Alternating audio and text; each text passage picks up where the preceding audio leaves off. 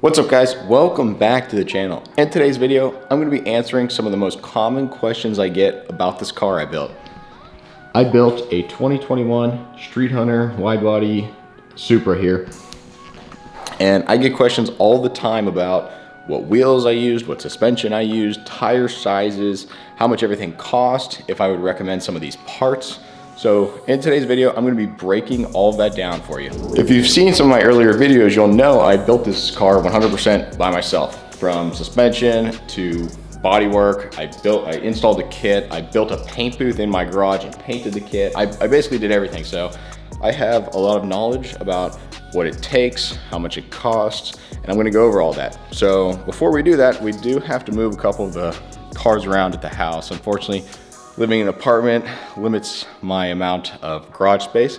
I can fit 3 cars in here, but it is a little bit of a pain in the ass to move everything around. Right now, the Corvette is sitting out there. I was driving that for the last couple of days.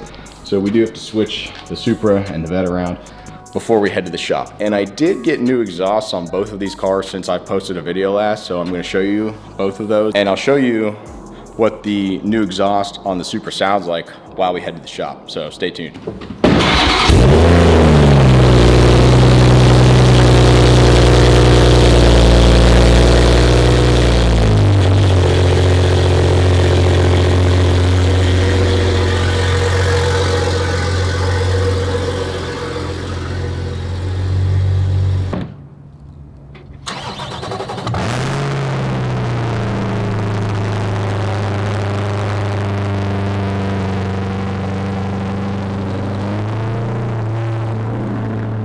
All right guys, now that we got everything moved, let's jump in the Supra and head to the shop. And on the way, I'm gonna show you what this new exhaust sounds like. All right, here's a little cold start from inside the car.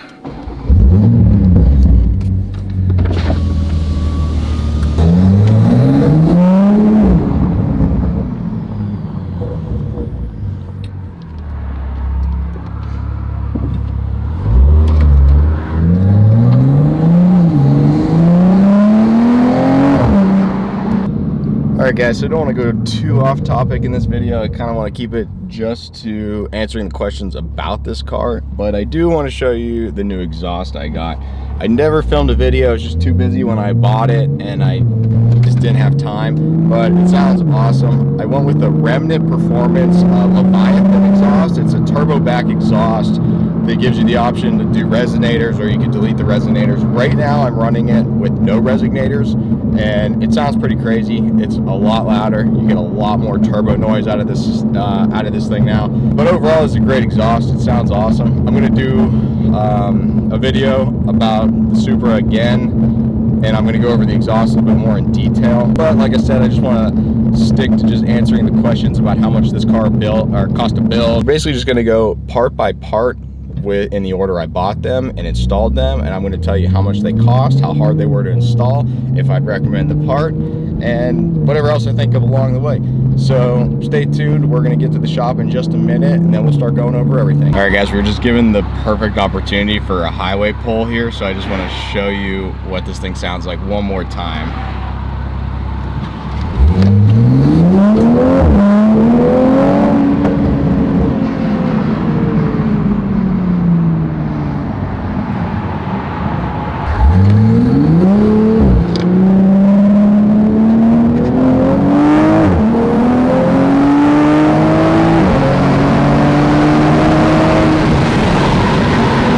Alright guys, so we finally made it to the shop. What we're going to do is an item by item breakdown of everything I put on this car, starting from the very first video I posted, which was the suspension.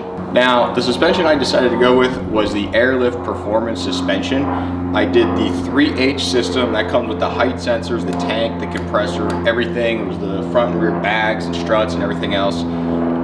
What that kit cost was $3,800. And I also added later on, which I haven't installed yet, which I'm going to do soon in the future, is a secondary compressor for the trunk. And that was another like $150, I believe. So all in all, I'm about $4,000 into this kit for the air suspension. Now, a question I get all the time with the suspension is, would I recommend it? And to be completely honest with you, probably not. It's a cool gimmick. Like, you can drop the car down almost to the ground. Anymore, you're gonna probably just tear your body kit off. But to be honest with you, the ride is really bouncy. I'm not a huge fan. I've always been a coilover guy myself on all my past cars. I just did coilovers on my Mustang over there, and they're just so much better. If you don't care to drop your car down, I thought I was gonna use this all the time, and to be honest with you, I think I do it like once a month maybe to show somebody, and that's it. Even at car shows, I don't even really air it down anymore, just because it sits so low already. It just hides behind whatever car's next to it. So to me, it's not really worth it. One pro with the Airlift Performance suspension though is that it does have 30 points of adjustment, so you can really stiffen the suspension if you want, but I have it almost maxed out, and it just a stiffer, bumpy ride. Like, it's hard to explain without actually being in the car, but it bounces so much. Honestly, it's really not that enjoyable. I think in the future, depending on what I do with the car, I probably will change the suspension to coilover setup. But that's just my personal opinion. If you've ran air suspension in the past, you know what it feels like, and it's something you like, then by all means, go for it. It really works well. I will say that. The kit works really well. The controller I have mounted in the front. I'll put a picture on screen of where I have it mounted. Really clean setup, clean fit. The trunk, you basically lose your whole trunk, but the system works really well. So I do have to give them that. All right guys, so item number 2 was the Streethunter Widebody kit. Now, the reason I went with this kit is because I thought this was like the best looking kit that wasn't like ultra aggressive. To me, the Pandem kit was like just over the top, too much. This, if Toyota was to build a wide body version of this car, to me, this is what it would look like. Streethunter did a great job on this kit. I absolutely love it. I get more attention in this car than any car I've ever owned, ever. I mean, this thing is a neck breaker, it really is. Now, the cost of this kit at the time was about $7,800, I believe. Then you had a little bit of shipping on top of that. I think it total was like $8,000. Now I think it's a little bit more, but as far as the kit goes, I get questions all the time about how does it fit, was it hard to install, stuff like that. And to be completely honest, this is the first time I've ever done a body kit myself. I don't have any experience in the past to compare it to, but honestly, it took a lot of work. The kit was not perfect out of the box. I mean, nothing fiberglass ever is. It's always a mess. I just got a fiberglass hood for my Mustang over there, and it doesn't fit very well. It needs a little bit of body work as well. All in all, I'd say I have between like 50 and 60 total hours in just the body work of this kit alone. It doesn't include like the paint or the final assembly or anything like that. That's just fitting the kit. That doesn't even include installing the lip or anything like that. This is just body work. To get these really straight lines and make everything fit really perfect, you really have to put the time in. If you're not prepared to do that, or you've never done anything like this in the past, I'd really be like leery about doing it yourself. I get a lot of messages all the time about people asking about the kit, and then I'll give them some information and make them aware of some of the struggles I've had, and they want to do it anyway. So more power to you if that's something you want to do. I did it, I got it done. Looks great. I have no issues at all. The only complaint I do have with this kit was the wing. If you looked up the Streethunter wing on any forum or any page pretty much out there, you'll see that a lot of people have fitment issues with the wing. Not so much the platform. The platform for me, I didn't have to do much work to it. It's just the very tips of the like winglets, I guess you could call them. A little bit of mud work, no big deal. Those turned out really great. The blade itself doesn't mate up to the stands very well. There's a little bit of gappage that you have to work around with, like I've seen people do like black silicone, a couple things like that, but that's not a big deal anymore because I think they just released their V2 of that wing. Myself personally, I think I'm gonna get it just because it's a little bit more aggressive. It looks a lot better than the V1 in my personal opinion. So you don't have to worry about that anymore. If you're buying the kit, I think they said all the new kits come with the new wing. You can buy the new wing by itself now. All the carbon on the kit too is perfect. I mean, this thing sat out in the sun for days. I've never had any fading or issues, no cracking. It's very strong. Like the carbon's very, very good quality. Okay, item number 3, if you can really call it an item, was the paint work. I did the paint work myself. I'll put a picture on screen. I built a paint booth in this garage actually out of 2x4s and plastic and fans and filters and everything else. And I sprayed the whole kit myself. First time I ever painted anything. Turned out really well. One thing I do want to mention about the paint work though, is that if you're doing a car of this level with all of this work that goes into it and the money that goes into it, make sure you budget PPF into the build. There's one thing I was gonna do. I wanted to do it myself, like I did the whole car. I just never got around to it, I never had time to do it. And I really wanted to drive the car because it took so long to build. And I gotta say, this thing is a rock chip magnet. It is destroyed from rocks, and there's only like 4,000 miles on this car. And the rock chips is insane. It's not just like the body kit itself, it's the factory bumper. I mean, the paint is like so soft on these cars, it is a rock chip magnet. So one thing I will urge that you do is invest in PPF. Don't drive the car when it's done painting. Let it cure, then get it PPF'd. You won't regret it. And that brings us to item number 4, the wheels. Now, there was a lot of different wheels I wanted to go with. At the time, during COVID, the lead times for wheels was crazy. You almost couldn't even get them. I was reaching out to manufacturers to try and purchase wheels from them, and nobody got back to me. I mean, it was crazy. I mean, you're trying to give the companies thousands of dollars to purchase their products, and you just can't even get a response back. I went with ESR wheels. They had the best lead time, the best price at the time. These aren't sponsored. I bought these myself. They weren't given to me or anything. But the fit and finish on these wheels is perfect. I mean, everything's awesome about them. These are the LV1s.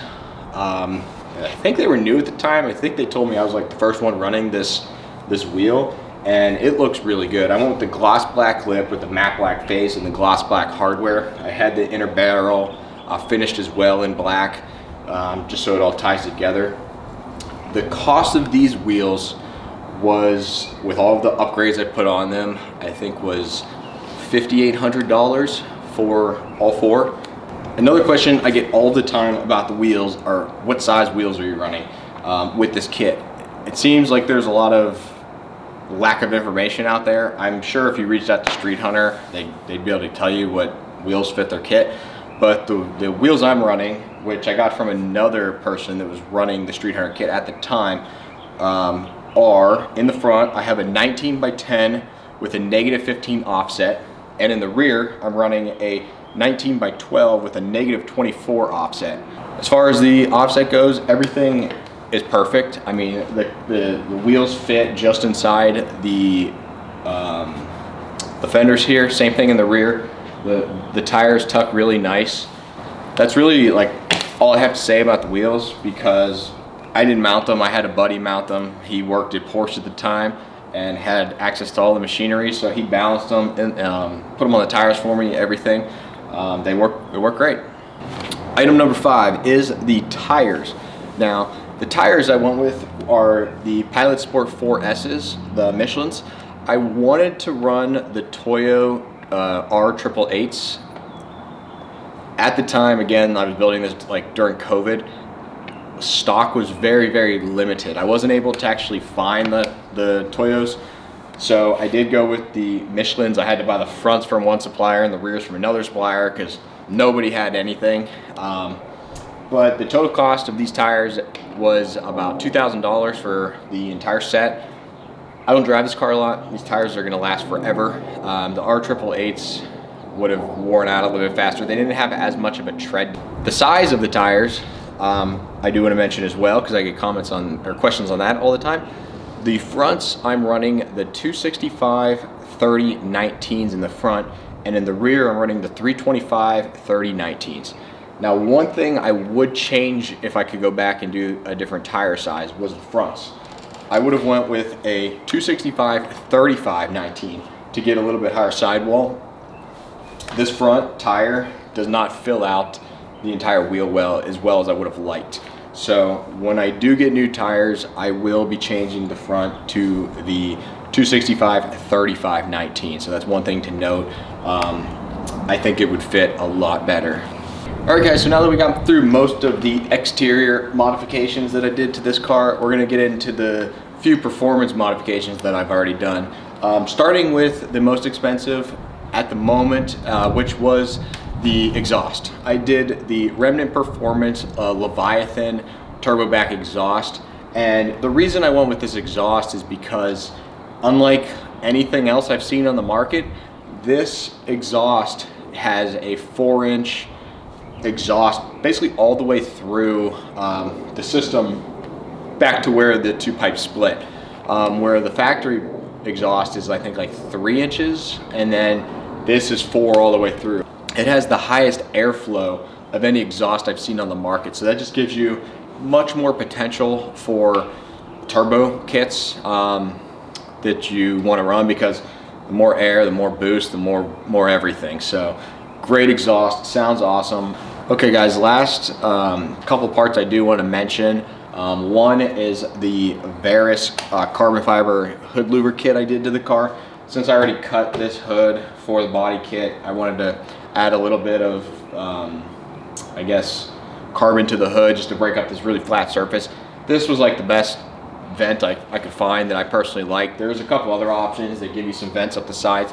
To me, it wasn't really doing it. I really like the front, like that nose vent. Plus, it does give you actual airflow. When you're on their website purchasing this, you can see the diagram that shows like the wind tunnel testing or something. So it is functional. It looks really good. It fit really good, easy to cut. I'd highly recommend it. I think that was like $380 at the time. Not sure what it costs today. The next part I want to mention is actually inside the engine. It was the FTP intake charge pipe combo. I did that in the red.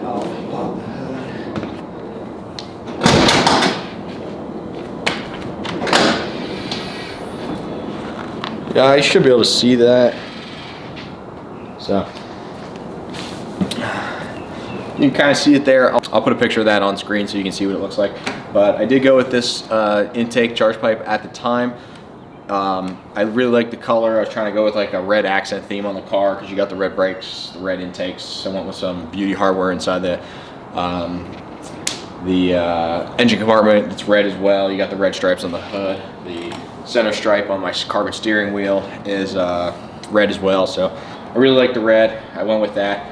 There was a Gen 1 of that kit that had some issues, I guess, when you're making boost. I think it was the charge pipe was, there's a boot that connected to that was like busting apart, but they fixed that in the V2 version of the kit. They added some like ribbing or something to the pipes.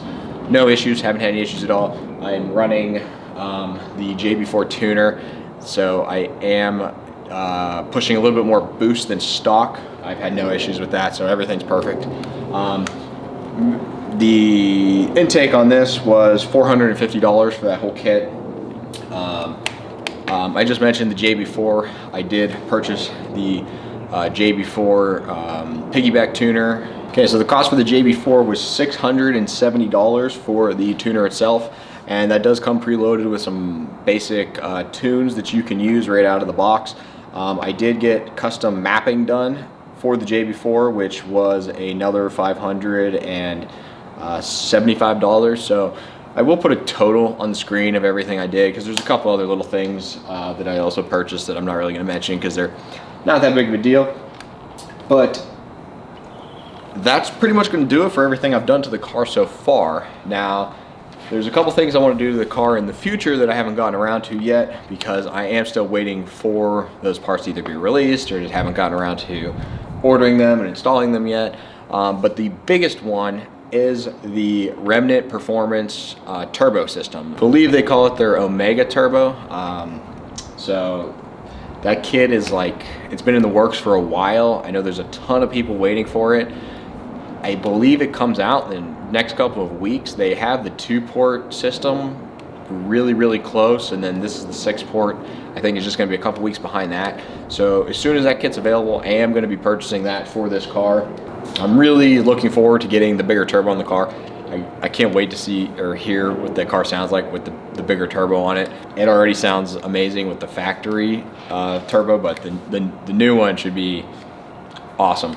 All right, guys, that just about covers everything I did do on this car. The last thing I do want to give you, a little piece of information, is I did go to a shop to get a price for what it would cost to basically build this whole thing. If I bought all the parts and brought it to a shop and said, just make this for me.